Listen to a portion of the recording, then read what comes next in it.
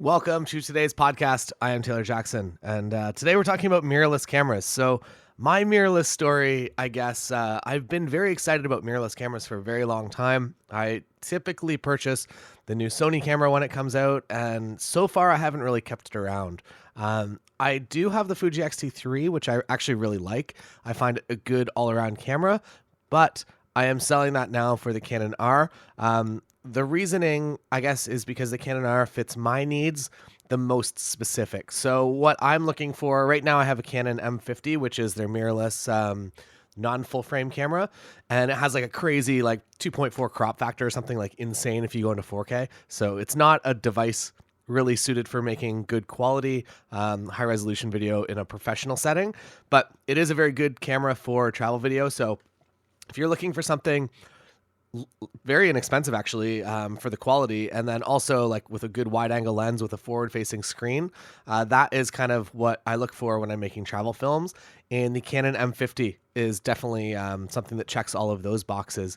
What I'm lacking with the Canon M50 is the depth of field that I like so much when it comes to the images or the visuals that I look at. I really do, when I'm watching somebody do a travel video and you can tell that it's shot at like f2.8 or lower, I get really kind of bummed out that I'm shooting everything at f4 on this Canon mirrorless here.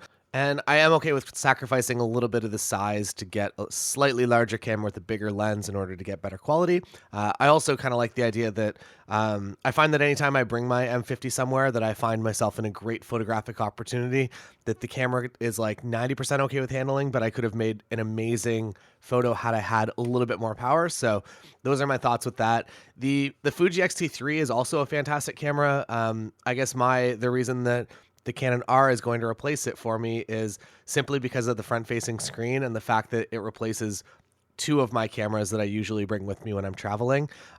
Also, I like the idea that it's full frame as well. I just kind of like the way that full frame glass looks and the depth of field that I can play with.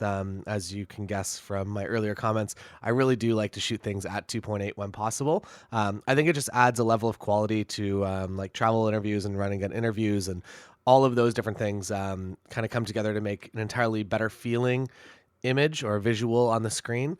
And the X-T3 does a good job of it. I have noticed with the X-T3, specifically in video mode, autofocus in photo is great.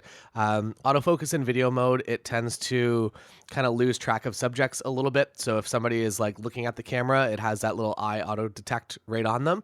And then as soon as they look away, it kind of breathes in and out a little bit to find them again. I've found with the Canon, kind of the dual pixel autofocus, at least on the M50, I haven't played around too much with the Canon R, but on the old Canon mirrorless, it's really, really fantastic for tracking. And the way that it pushes and pulls focus is also very, very usable and very good. My complaint as a Nikon shooter coming from a Nikon digital SLR, the 850, is that you can't use autofocus on it really at all. You can use the autofocus to like find that point, but there is no way you can leave it active while you're shooting just because of how much it'll move on you. And with the Canon kind of dual pixel or whatever they're calling it, the way that it identifies what you want to focus on and kind of pulls into that, I really, really do enjoy. And I am quite happy to use autofocus. It might even turn into maybe my backup camera for wedding days so that I'm actually shooting a little bit more video with it. And then pretty much the thing that I'm waiting for is the mirrorless Canon camera to come out with 2 card slots for shooting weddings, because that's critically important to me, especially if you're using something like an SD card.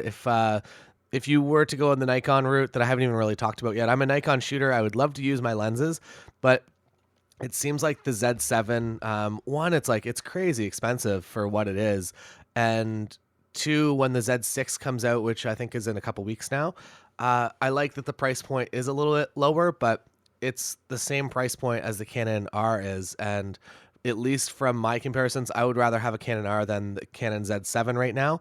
And if that means that the Z6 is going to be even like a little bit more watered down than the 7, I feel like it's just the right move for me to go to Canon. Another thing that I'm like a little bit excited about as well is the fact that I finally get to use Canon 1.2 glass. So I've ordered the Canon 50mm 1.2. I've loved kind of that ring that you only get from both, I guess, kind of the Canon 50 as well as the Canon 35 1.4. I've really kind of just, I want to be able to create that for once in my life.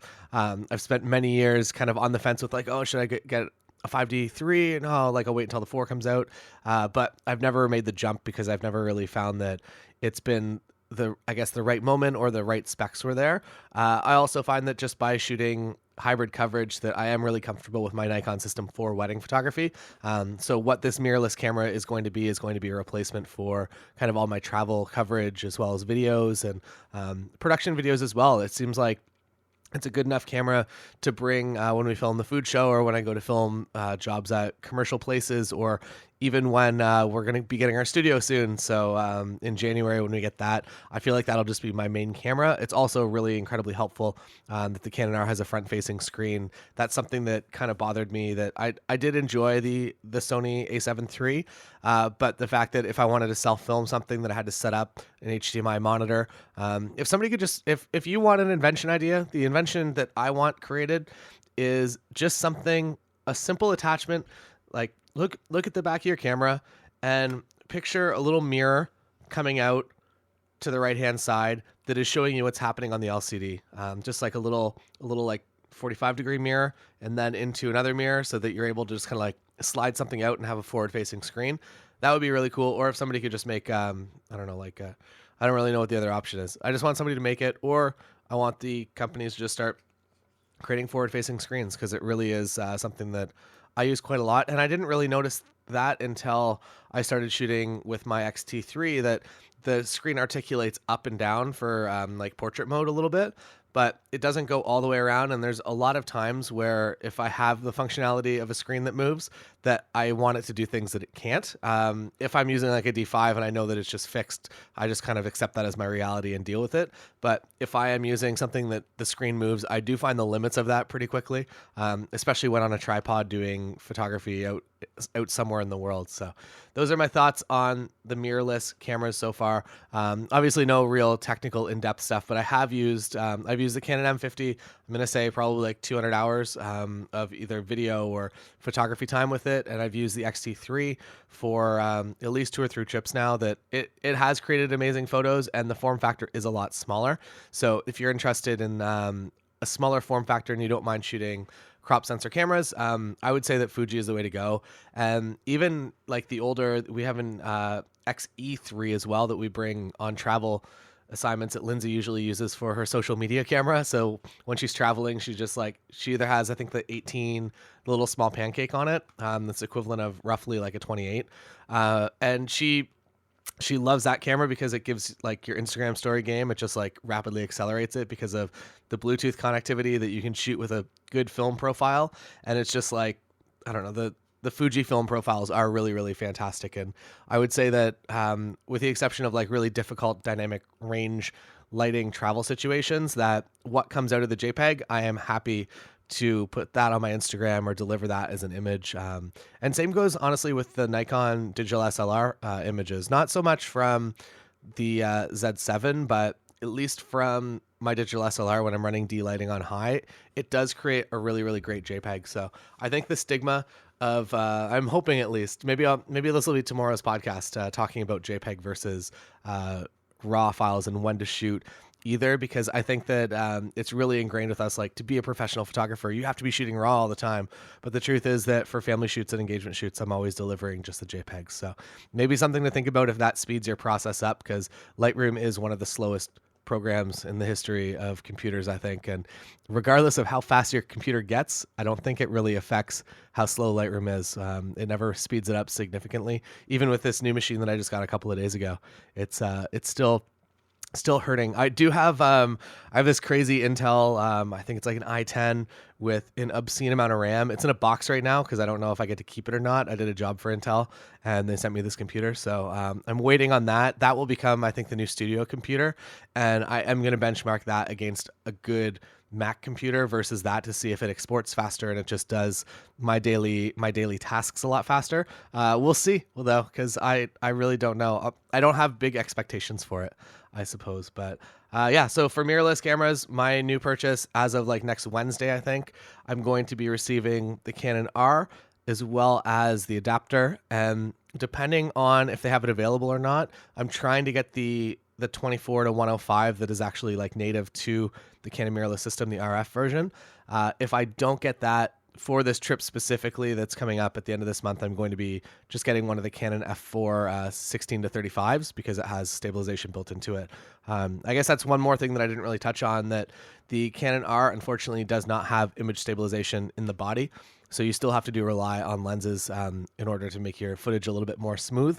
And if you are shooting handheld video photography, I'm never really worried. I think that if I find myself in a situation that I might be getting like blur from shutter, that in-body stabilization would help. I'm usually in a situation where it's like almost dark. So I really do try to take control of that. I use tripods or have my camera on things. Where stabilization does really help is just in video form. So if you're using the Canon M50, the 11 to 22, which is kind of my go-to lens for travel videos, that has an image stabilizer built into the lens. The faux digital stabilization inside the actual camera body is really bad. Don't turn that on. And moving into the Fuji lineup, there's not a whole lot of lenses, unfortunately, for Fuji that have stabilization built into the lens. I know that if you're shooting, there's one or two Fuji bodies, maybe just one now, that actually has in-body stabilization, which leads me to believe that in the future, maybe they will be including it. For now, though, the kit lens that comes, I think, with pretty much all the bodies, which is the 18 to 55, 2.8 to f4, the optical stabilization in that lens is actually really, really great. So if you are worried about not having in-body stabilization and you're okay with shooting that 24 to 70 equivalent focal range, or 28 to 70-ish focal range, then it is maybe the right camera for you. I think that it's really an incredible overpowered machine for how little money it costs. Not that it costs no money, but it's a lot less expensive than a lot of the other cameras out there.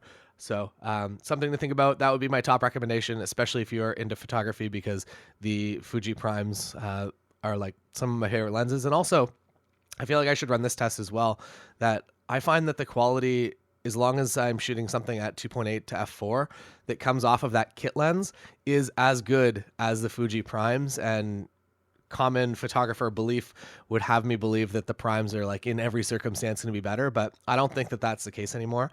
And maybe you can find supporting evidence of that out on the internet, but I am totally happy with the images that come off that kit lens.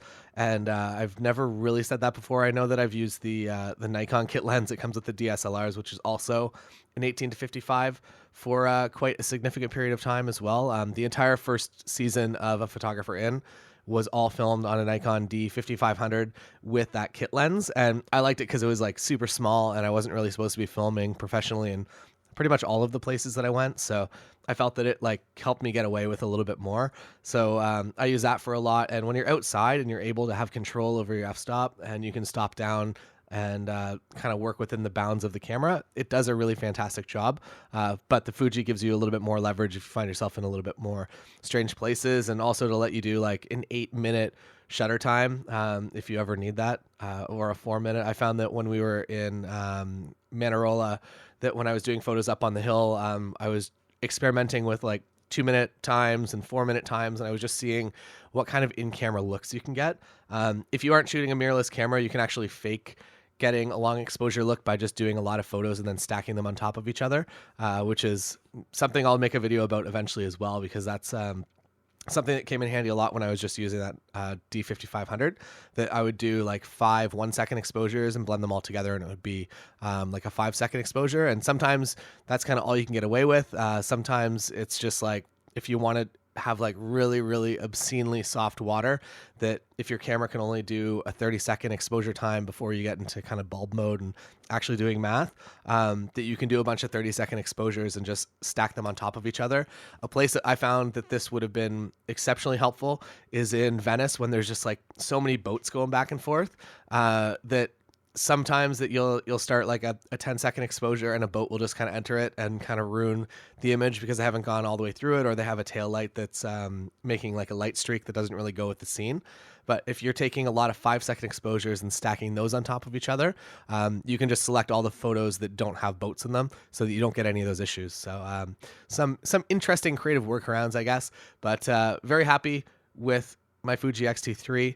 a bit sad to see it go, but not really. I don't really form too much of an attachment to camera gear. So excited for this week. I'm going to be taking the Canon R on tour to Florida, and I'm there with 3 couples of friends. So I'll probably get up to some couples and wedding style photography since 2 of the 3 are married. And yeah, so excited for that. Excited to be in Florida, and then off to LA. We're actually going to my friend's birthday party.